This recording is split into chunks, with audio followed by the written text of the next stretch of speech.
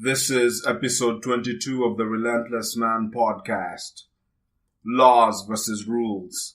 Hi, and welcome to the Relentless Man podcast. I'm your host, Christian Mujaiso, and my goal is to help men die empty, to make sure that you die having used up every ounce of potential that is trapped within you. However, to help you die empty, I'll have to be very raw and brutally honest with you. So if you're easily offended, stop listening. If you're easily triggered, stop listening. If you can't handle explicit language, stop listening. If you are fragile, stop listening. Otherwise, let's dig in.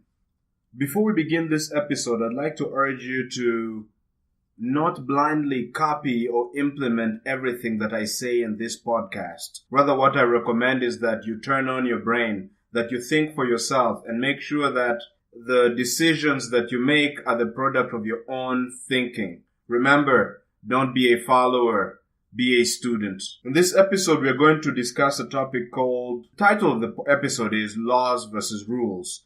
And I'm going to be answering a couple of questions related to this entire concept of laws versus rules. But before we begin, perhaps it would be a nice idea to think about, well, what are laws and what are rules? How am I defining them? Well, I define a law to be a real principle and a rule to be a fake principle. So what's an example of a law? For example, the law of gravity is a law. If you jump from an elevated position, you land on the ground. So that's an example of a real law, a real principle, which is what we call a law. What's another example of a real law? Sure, a real principle, that is. I keep getting them mixed up. What's an example of a real principle? What I'm calling a law? Well, another one is, look, if you drink poison, well, you're gonna die. Okay, so that's a real principle. You drink poison, you die. Well, what are rules then? We're saying rules are fake principles. Is there an example of a fake principle? Sure. It used to be believed before that an object that's not a bird or any of those animals that fly in the air, it was believed that objects like those have to stay on the ground. A human being can't fly. In particular, a piece of metal can't just leave the earth and go into the skies. That was what it was believed.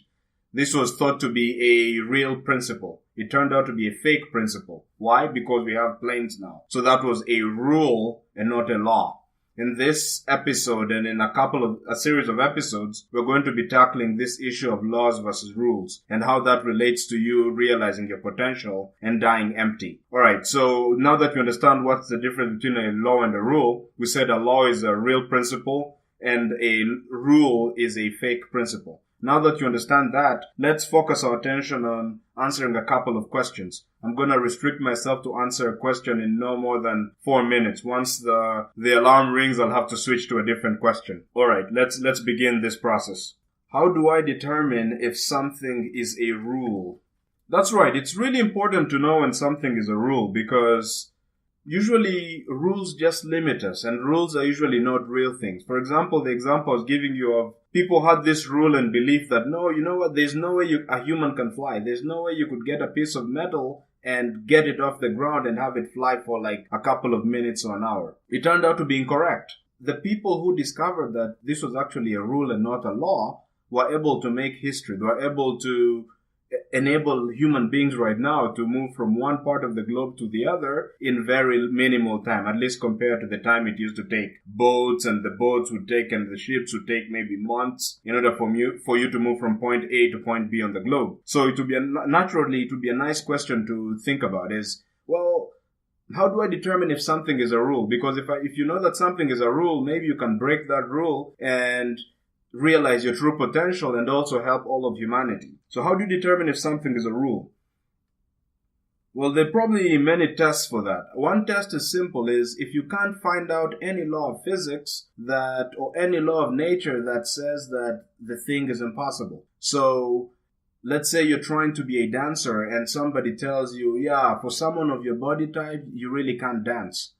Well, before you believe them, before you take this as a law of nature, well, study your body and really figure out if it's really true if there's any law of biology that says that you can't dance. If you can't find such a law, very likely what they're telling you is not really is not really true. It's actually a rule. And if you can't find any law of nature, any law of physics, any law of logic that says that something is impossible, I advise you not to believe it. In fact, if you have any statement that you've been told over and over, yeah, this is how things work, but there's no real reason you can think of why that's how things should work, very likely that's a rule. And your society is filled with all sorts of rules. I mean, you could think of fashion as rules. Someone tells you, oh yeah, you have to dress this way. If you don't wear this suit, you're not going to look respectable and no one is going to really pay attention to you. Is this really a law or is it a rule? Well, you just check. Is it really true that if you wore a t-shirt and you didn't wear a suit, no one would take you seriously? You could always just test those things. And you'll realize soon enough that that's more of it's not really a law, it's a rule. It's a standard that society has agreed upon, and they're telling you that, look, if you don't dress a certain way, you're not important. If you don't dress a certain way, you can't achieve certain things. This is all really just bullshit. And because by just thinking about it or just experimenting, that's, by the way, another way of determining whether something is a rule, is just by experimentation. Is you try out the thing and you see if the consequences they tell you are going to happen really happen. If they don't happen, well, it's a rule. It's not really a law. I'm trying to think if there's any other way to determine if something is a rule. Yeah, another one, I guess, is to look at people's motivations. If someone tells you that something cannot be done, is it because it cannot be done, or is it because that person has failed to do it? If someone has failed to do something and they're telling you it can't be done, then you might not take them necessarily seriously. They may be right, but there might just be other motivations. It could be an ego problem. When people have tried something and think it's impossible, they want to tell you that it's impossible. And usually it's just their own limitations. If you're able to dream bigger, you'll realize it's a rule rather than a law. Okay, we just run out of time there. So let's move on to the next question. All right. The next question is, how do I determine if something is a law? Wow, these questions just seem to be lining up really nicely. Okay, we said that a law is a real principle. How do you determine whether something is a law? Well, one way to check is just by experimentation. For example, when it came to gravity, people actually tried. They dropped objects, the objects landed on the ground. There are many laws in nature, laws of human behavior. For instance, if you smile and treat people nicely, on the whole, sometimes some people don't, but on the whole, if you're nice to people, people will be nice to you as well. So this is also another law of human relations. And how do you check if this is really a law? Well, you just try it out. You meet people and smile at them. You meet people and you're kind to them. When people are in trouble, you help them out. And then you notice the reaction that those people have towards you. And you realize soon enough that, of course, there are exceptions, but you realize that in most cases, if you smile and treat people nicely, they also respond nicely and positive towards you. So then that's part of how to discover that something is a law, is just by trying it out and experimentation. Another way to know whether something is a law is by listening to the experts. There are people who, of course, you want to be careful with the experts. Sometimes the experts are just looking at their own limitations. But usually if the experts tell you that something can be done, if experts tell you that this is how something works, at least it's worth giving it a shot, just thinking about it. Because usually they've spent time studying these things and they do have some good insights. So for instance, if a really successful investor told you the principles of investment, and he told you, oh yeah, I did this and this and this, and this is how I was able to accumulate my resources. Well, it's very likely that what they're telling you is actually one of the laws of investing, and you want to pay attention to that. So that's another way to figure out if something is a law, is by looking at someone who has results that are real, someone who's succeeded at something that you're trying to do, and figuring out, asking them, what laws and principles, what did they do to get to where they are? And if you look at what they did, it's very likely these are actually laws of the field that you're talking about. It could be investment, it could be sports, it could be chess. For example, you could talk to a chess player and he'll tell you, if you really want to understand chess and be a chess grandmaster, you want to start by studying the end game when you have few pieces on the board, because then you learn the power of every single piece. That's the sort of thing that as a beginner you might not be able to realize the importance of. But if you go to a grandmaster, someone who's really has a deep understanding of chess, well, that person will be able to tell you how they got there. And then you'll be like, oh wow, so it's good to start from minimal complexity and increase the complexity as I play chess. And you figure out that this is actually a law learning chess. It's actually a law of learning many things. It's moving from simplicity and becoming gradually increasing the complexity. That's a powerful law of learning. So that's another way to do it. Is we said one way is just by experimentation. You try it out and you see if it works in varying situations. Another way is to listen to people who have succeeded at that thing and figuring out what things got them there, and those things that got them there are very likely going to be laws as well. Is there another way? Sure. You could look at people who don't do that thing. So for example, you want to test whether it's really a law that if you rest enough, you have a better day and your mood is better. One way to do it is to observe people who don't sleep, people who sleep for 2 hours, 1 hour, and look at their behavior and demeanor. And you'll realize that they're usually grumpy, angry, low motivation. And that would be another way to figure out that something is a law, by looking at what happens when someone breaks that principle. All right, we run out of time. Let's move on to the next question. All right, next question is, I have a traumatic past. Do the laws apply to traumatized people?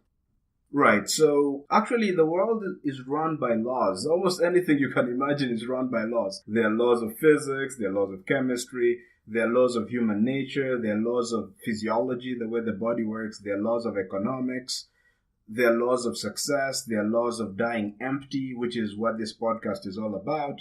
So, but sometimes it's very easy when we observe other people and we say, okay, these people are saying that something is a law, and there are people who apply the law and I've seen them succeed.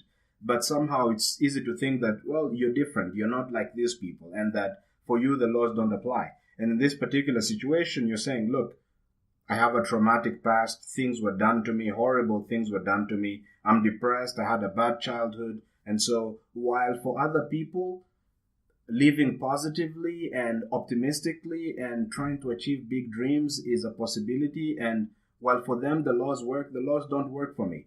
For instance, one of the laws of dying empty is that you have to believe that you can make things happen. You have to believe that you can change and grow. Now, if you have a traumatic past, maybe everybody told you you're a piece of shit, you're a piece of crap, you'll never understand this, you'll never learn that, you're just not capable.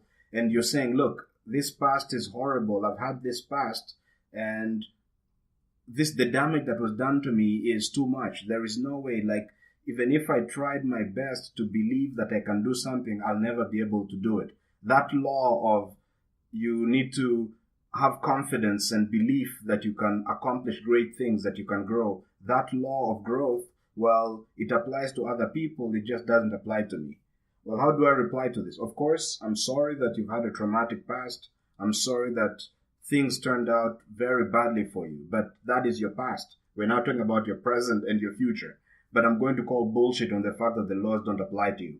The laws of nature, the laws of psychology, the laws of success, the laws of dying empty do not discriminate. They don't care about your race, your economic background, which part of the country you live in, where you were born, your political. They do not care. If you follow the laws, the laws work for you. So, in particular, if you're having trouble believing that you can accomplish big things, well, believing that you can grow is something that if you really embodied it will begin to work for you. It doesn't matter who you are. So your traumatic past does not exempt you from the laws. Work for anybody, even people who are traumatized, even people who are weak, even people who are sick. So that's no longer an excuse.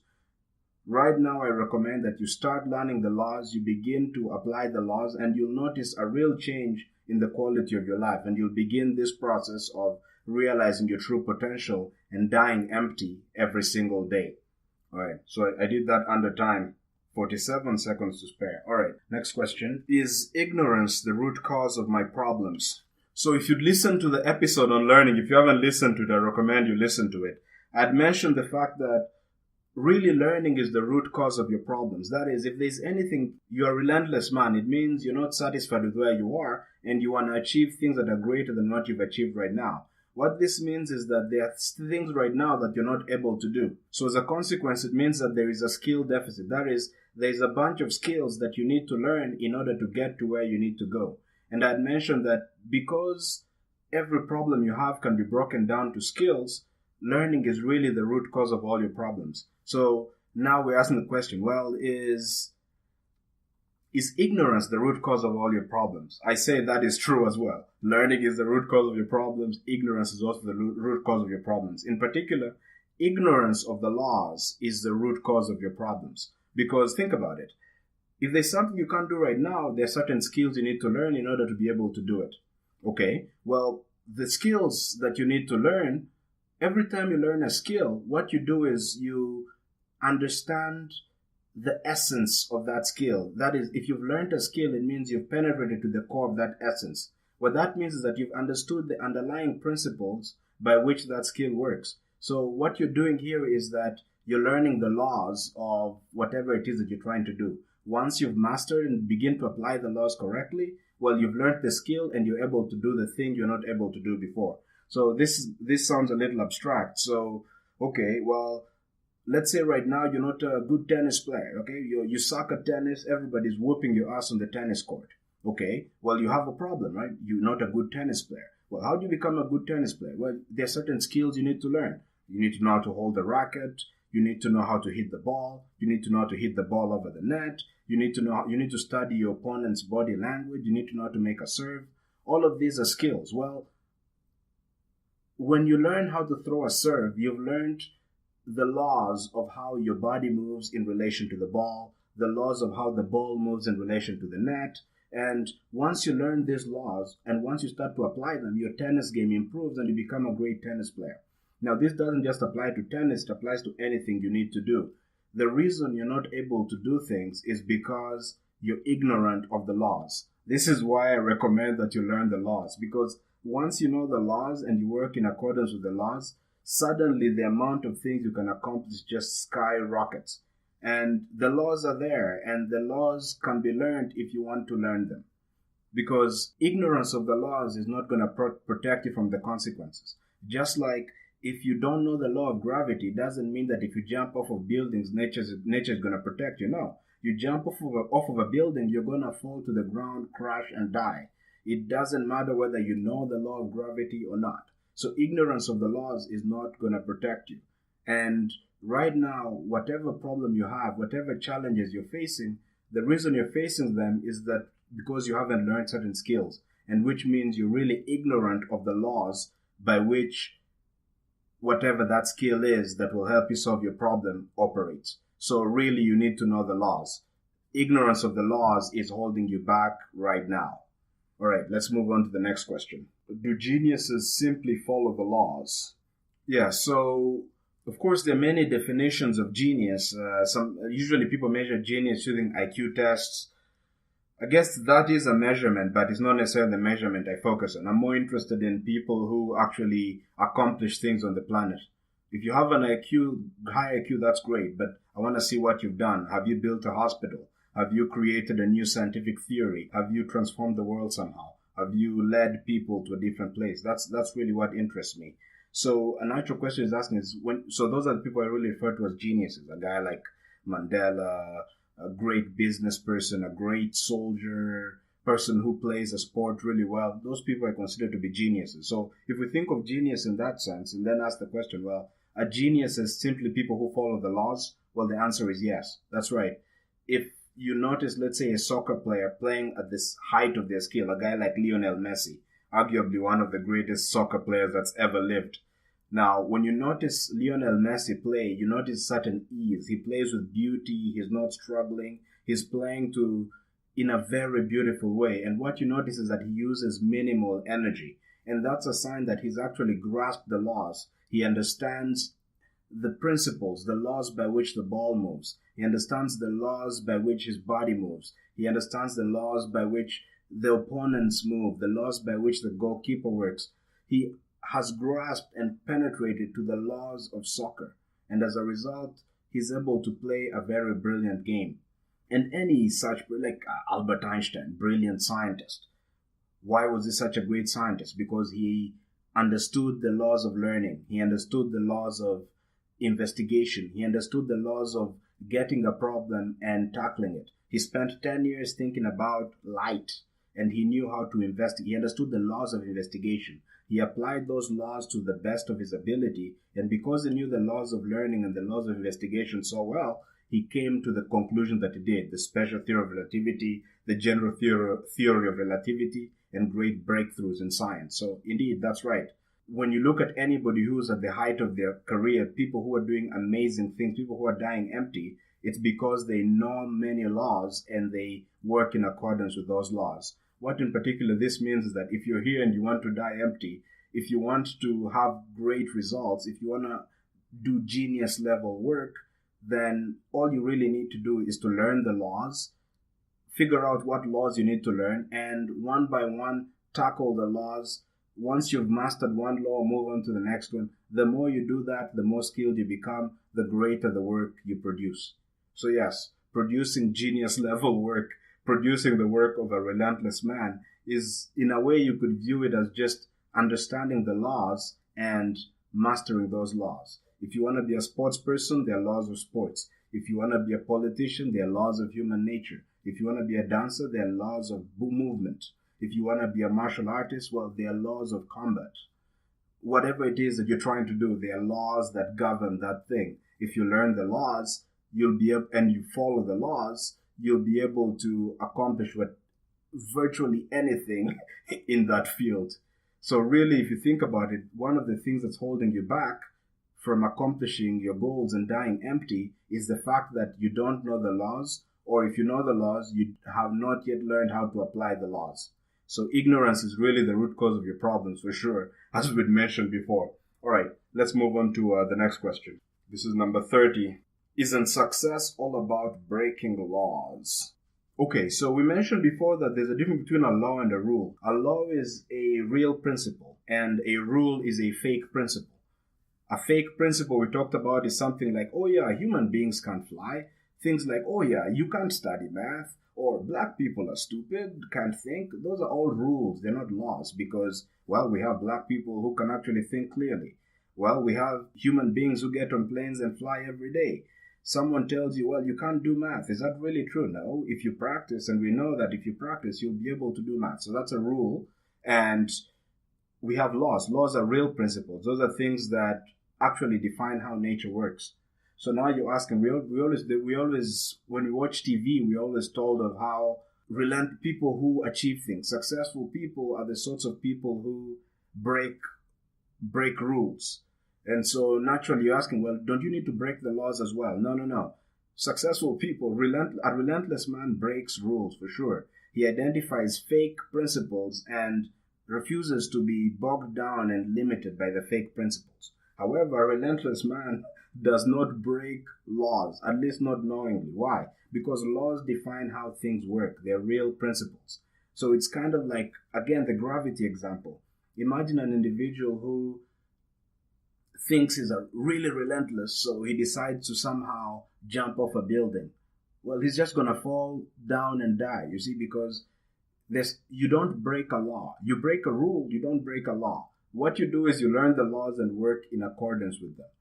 So there are ways in which people behave. So for instance, if you're associated, for example, there's a law of human nature that talks about association. So for instance, if let's say we have a Coca-Cola advertisement and we put a Coca-Cola bottle next to, let's say, some beautiful, really happy model. Well, people tend to associate now the Coca-Cola bottle with the model. So they associate Coca-Cola with good. That's how the human brain works. Okay, so if you decide to defy that law, for example, let's say the Coca-Cola company, and you put, let's say, your can next to a pile of shit, and you say, well,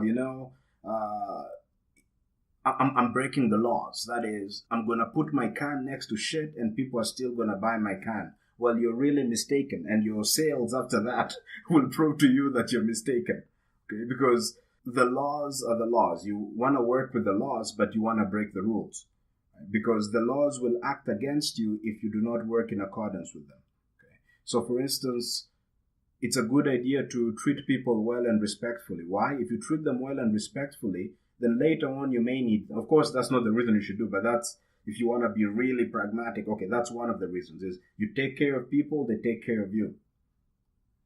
If you decide to violate this law by treating everyone around you like shit, and you feel that somehow you'll break the law and you'll still be fine, well, you'll be sorely mistaken.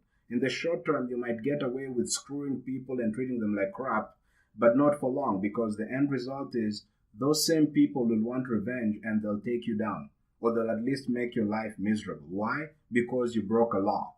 So yes, you want to get that careful. You want to break rules. Don't break laws. Work in accordance with the laws. You don't have to love the laws. You don't have to think they're cool, but you want to work in accordance with the laws. And actually, the reason you're not able to do certain things is because you consistently break the laws. If you're extremely fat right now, it's because you're breaking the laws of nutrition. You're also probably breaking the laws of exercise. If you follow the laws of exercise and nutrition, you would be healthy and in good shape. All right, just run out of time. Okay, let's move on to the next question. Okay, my girlfriend is too unpredictable. I don't think she operates by any laws.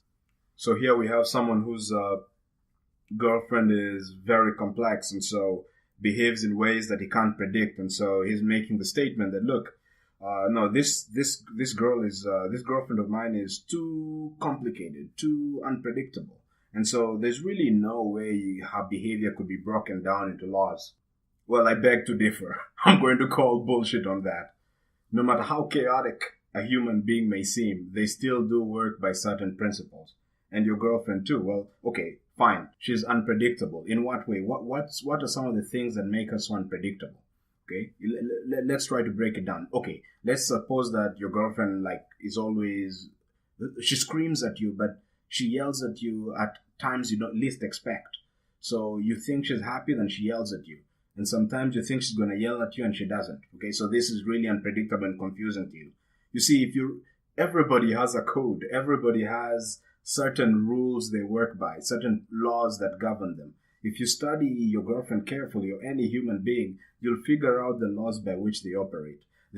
For instance, if she's always yelling at you, well, if you start asking yourself the question, well, how loud does she yell? When does she yell? To what people does she yell? At what time does she yell? If you keep asking yourself these questions and you ask yourself, well, every time she yells, what happened before? So don't be shocked when your brain starts coming up with answers. You'll realize, okay, maybe she yells when she feels uncomfortable. Okay, if you think carefully, you might find that's the issue. And so you now have an idea of what to do. Either you can predict the yells, or you can avoid the yells by maybe making her feel more comfortable or whatever. But yes, every human being has a code. There's a certain set of laws they follow in their behavior. And we're all motivated by different things. And usually part of it is a theory, I think, in psychology that we usually tend to behave in line with the things we lacked when we were kids.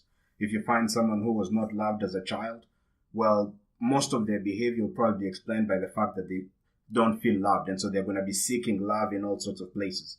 And if you don't understand that their primary driver is love, then you'll be in trouble, because you'll try to, their behavior will seem random to you. Maybe they'll be spending a lot of money and wasting money on somebody, which makes no sense to you, because maybe they should be making better financial decisions. But once you understand that for them they're paying for love, then you understand why they're spending so much money. And people have different motivators. Some people are motivated by power. And so for these people, anything that gives them power, they're going to do, no matter how irrational it seems. If you don't know that they're motivated by power, their behavior is going to seem very random to you. It's going to seem unpredictable and chaotic. But once you understand their motivations, the laws by which they operate, then suddenly their behavior becomes more predictable. You can understand them. And indeed, if you study any human being, if you listen to somebody talk for a long time, and you really earnestly try to understand them, their motivations and their behavior, and dig into it, you're going to find the laws by which they operate. And of course, once you understand the laws by which people operate, you have a better understanding of them, which means that you're better able to meet their needs. It means that if the person is malicious, you're able to predict malicious behavior before it happens. It also means that you're not left surprised when someone behaves in a way that's in accordance with their nature. So if you already know that someone always likes to betray, well, don't be surprised when they betray you, because you understand the laws by which they operate. So one, your girlfriend is predictable. Your girlfriend, no matter how unpredictable, really works by certain laws. So if you learn the laws, yeah, you'll know how she works. And in general, every human being you meet works by certain laws. So I advise that if it's really important, and actually as a relentless man, you don't have a choice. You have to play the social game. Well, that means that you have to understand people. So it's a good idea to start thinking of people in terms of the laws that govern their behavior. Because if you learn how to deal with people like that, you'll be in much greater control and you'll be able to motivate them correctly in order to realize their true potential and even to help you realize your own potential and die empty. Everything works by laws. People, science. Yeah. I actually can't think of anything that does not run by laws. And once you know the laws, you're protected. You have nothing to fear and you can predict a lot of things. All right. Let's beat on the horse here. Let's move on to the next question. How do I find out what the laws are? Right. So this is a good question. So perhaps you're now convinced that the entire world runs by laws, that if you want to do martial arts, there are laws of martial arts. If you want to cook, there are laws of cooking. If you want to get along with people, there are laws of getting along with people. If you want to do science, there are laws of science. If you want to run a business, there are laws of running a business. If you want to gain money and financial success, there are laws of finances. Okay, so maybe you're convinced by that already. But now you ask me, Christian, but okay, how do I find out these laws? How do I know where to get the laws from? Well, I'm going to give you a couple of sources. There's not just one source of the laws. Well, one source of the laws is this podcast. If you listen to this podcast, I'll give you the laws. Not the laws of finances, but I'll give you the laws of thinking. That is the mindset you need to have in order to realize your true potential and die empty. So if you're looking for the right mindset in order to be relentless and die empty every day, then this is the right place. Actually, you could view this podcast as me giving you the laws of thinking, the laws that you need to operate by if you're going to realize your true potential.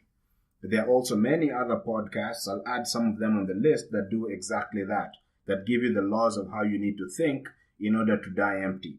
But they don't use the terminology die empty. There are many. There's like one called the Unbeatable Mind, which focuses on giving you a mind that can't be beaten, a mind that can conquer anything. And they teach you the laws for that. There's one called Impact Theory, and the podcast teaches you about breaking out of the matrix. That is, leaving the world of rules and going beyond limitations that are imposed on you by yourself and society. But if you want to learn any other laws, well, there are books available. You could read from books, and books would tell you about the laws. In fact, if you read books by really smart people who've accomplished things in their field, really what you're learning from them is the laws of how things work. But you want to be careful. Sometimes they mix up laws and rules because they're biased by their own experience. So you'll have to do some sifting out and testing in the arena. But yes, another way to learn the laws is by reading the books of highly successful people who've done things in various fields. Another way to learn the laws is by experimentation. That is, you actually you guess how you think things work. You try it out and see what happens. That's a scientific method. That's how scientists learn the laws of nature. They just try things out. Another way to learn the laws of nature is by observation. If you want to learn the laws of human behavior, well, you just have to interact with humans and see how they behave and then study them. Oh, wow, so-and-so refused to take coffee, or so-and-so is always asking for my opinion. Oh, this guy is very indecisive. Every time I give him a choice, he's always deflecting it or asking me to make a decision. What does that mean? Why are they so indecisive? What does that tell me about them? If you ask these questions, you begin to also dig into the laws of human nature. So there are many ways to do this. I don't know if I can think of any other way to figure out just the laws by which things work. But if I think of something else, I'll let you know. And if you think of something else, please do let me know.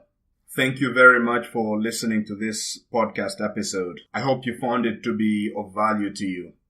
Remember that this is really your podcast, and I am your servant. My goal is to help you realize your true potential and die empty. We've been talking about rules versus laws. In order to die empty, in order to realize your potential, you're going to have to transcend the rules. You're going to have to transcend the limitations that you've imposed on yourself and the limitations that society has imposed on you.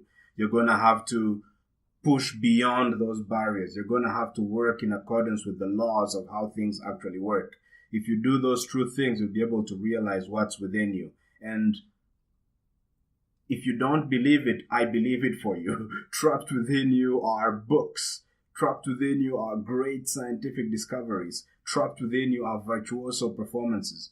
Trapped within you is untold brilliance. Whatever you think you're capable of at least 20 times more than what you think you're capable of. And my goal, what gets me up in the morning, is to help you harness that greatness, that potential that you have trapped within you. Because I know that if you can get that greatness out of you, you can transform not only yourself, but your community and the whole of humanity. Thank you very much for listening to this episode once again. If you have any comments, please message me. Send me, and my email is in the episode description.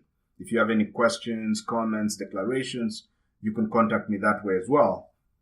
Otherwise, have a relentless week. Bye.